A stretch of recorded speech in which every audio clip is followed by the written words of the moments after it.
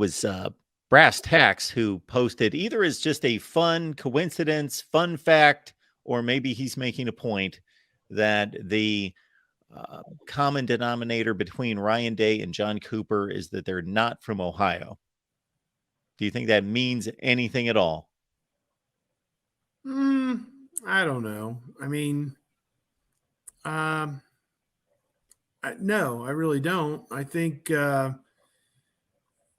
in Cooper's case, I mean, Michigan had a really good program, in the 90s, 80s and 90s. And, they won a national championship in 97, if my memory, at least half of a national championship in 97. So, Michigan was best in class for some of the time that he was the head coach, and certainly so was Ohio State. Even though he never won the national championship, he was in the top five probably 4 or 5 of those years. So, I mean, it was the best of college football, going against one another, and Michigan just came out on top. And I think this kind of same thing applies. I mean, Ohio State very well could have won the national championship last year without beating Michigan. If they beat Georgia and go on and beat TCU, they're the national champions without beating Michigan, which is kind of unheard of, kind of amazing when you think about it. And, we're moving into an era. I argue with people on our message board all the time. We've got one guy who's a bit of a troll on our message board, comes in, and Ryan Day is soft. His teams are soft. He's lost 2 straight to Michigan. We get embarrassed by our rival.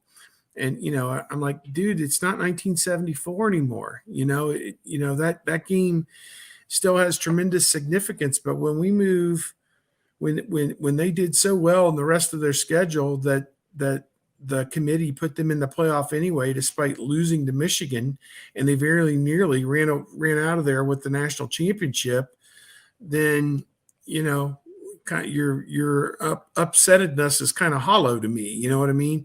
And moreover, we're going to a case now where you can win the national championship, get into the playoff as a 10, 11 seed with 2 or 3 losses going forward, and somehow win 4 or 5 games and win the national championship in the playoff.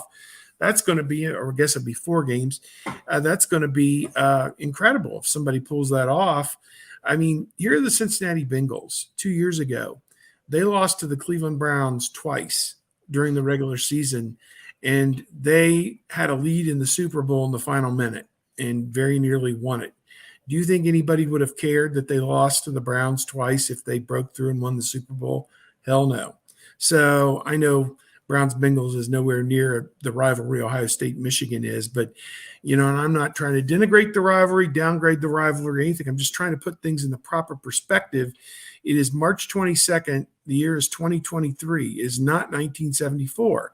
So I think we have to kind of move into the modern era, and taking shots at Ryan Day, ain't going to get it with me, because the guy's been a head coach for 4 years and has been in the Final Four 3 of the 4 years.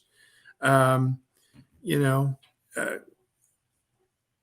a team, if the defense was any better, they would have won the national championship last year. So I don't think they had the best team in 2019 or 2020, but, certainly one of the top teams, all 4 of his years.